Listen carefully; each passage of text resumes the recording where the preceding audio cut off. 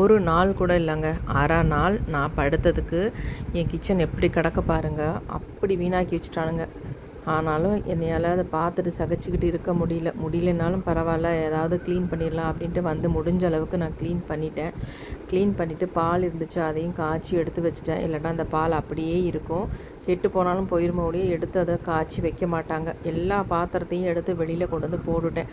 அப்புறமேட்டு பொறுமையாக கழுவிக்கலாம் அப்படின்ட்டு.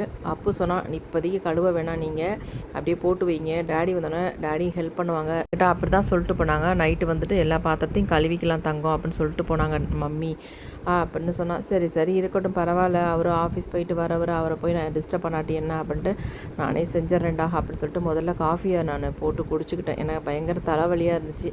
காஃபி போட்டு கொடுக்க கூட ஆள் கிடையாது. என்ன பண்ணுறது, நம்மளை நாமே தான் பார்த்துக்க வேண்டியதாக இருக்குது. இதுக்கு மேலேயும் நம்ம களத்தில் இறங்கினா அவ்வளோதான், நம்மளை ஒரு வழியாக ஆக்கிடுவானுங்க அப்படின்ட்டு நைட்டு எல்லோரும் டிஃபன் வாங்கி சாப்பிட்டுக்கோங்க, என்னால் எதுவுமே செய்ய முடியாது அப்படின்னு சொன்னேன். உடனே நிஷாந்த் சொல்லிட்டான், நான் ஜிம்முக்கு போயிட்டு வரச்சே டிஃபன் வாங்கிட்டு வந்துடுறேன் அப்படின்ட்டு. அதேமாதிரி டிஃபனும் வாங்கிட்டு வந்தாச்சு. எல்லோரும் சாப்பிட்டு முடிச்சாச்சு. அவர் வந்ததுக்கப்புறம் பாத்திரத்தையும் கழுவி எல்லாத்தையுமே எடுத்து வச்சுட்டாங்க. காலையில் எழுந்தோடனே ஏகப்பட்ட வேலை. ஏன்னா ஒர்க் பண்ணுறதுக்கு ஆள் வந்துடுவாங்க. அது முன்னாடி கொஞ்சம் வேலைகளை பார்த்துடலாம் அப்படின்ட்டு துணியெல்லாம் நைட்டே நான் மிஷினில் போட்டு வச்சுருந்தேன். அதெல்லாம் எடுத்து அலசி எல்லாத்தையும் காய போட்டுடலான்னு எடுத்து வச்சுருந்தேன். நைட்டே அரிசியை ஊற வச்சு ஃப்ரிட்ஜில் வச்சுட்டேன். எடுத்து காலையில் ஆட்டிக்கலாம் அப்படின்ட்டு. வீட்டுக்குள்ளே வச்சா ஒரே சவுண்டாக இருக்குது அப்படின்ட்டு இந்த கிச்சன் டாப் புதுசாக போடுறோம்ல, அது மேலே தூக்கி வச்சு நான் கிரைண்டரில் அரிசியை போட்டுட்டேன். அப்புறம் துணி எல்லாத்தையுமே காய போட்டேன். அவங்க அப்பா கொஞ்சம் ஹெல்ப் பண்ணாங்க. அதேமாரி கிச்சனில் அப்போ காலையில் எனக்கு ஹெல்ப் சொன்னீங்கன்னா ஹெல்ப் பண்ணி தந்துட்டு போகிறேன் அப்படின்ட்டு, கொடுங்க அப்படின்ட்டு எல்லா வேலையும் அவன் தான் பார்த்துக்கிட்டு தான். காலையில் டிஃபன் அவன் தான் பண்ணான்.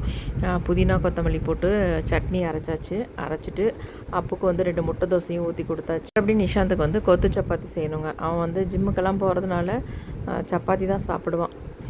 அதையும் நான் செய்யலான்ட்டு ரெடி பண்ணிக்கிட்டு இருந்தேன். ஒரு பக்கம் அப்பு தோசையெல்லாம் ஊற்றிக்கிட்டு இருந்தான். காலையில் டிஃபன் ஒர்க்கை முடிச்சுட்டு வெளியில் கொஞ்சம் வேலை பார்த்துடலாம் அப்படின்ட்டு மரம் ஒன்று வெட்டி வச்சுருந்தோம். அதை அடியோடு எடுக்கிறதுக்கு 3 பேர் சேர்ந்து ட்ரை பண்ணோம். அடியோடு சூப்பராக எடுத்து அந்த இடத்தையும் நல்லா க்ளீன் பண்ணியாச்சு. அந்த இடம் ஃபுல்லாக நாங்கள் சிமெண்ட்டு போடலாம் அப்படின்ட்டு பிளான் பண்ணி வச்சுருக்கோம். ஒன்று செய்யணும் இனிமேட்டு தான். அந்த இடத்துல நல்லா சத்து மண் இருந்துச்சு. கொஞ்சம் அள்ளி கொடுத்தாங்க. நான் கொண்டு ஒரு இடத்துல கொட்டி வச்சுட்டேன்.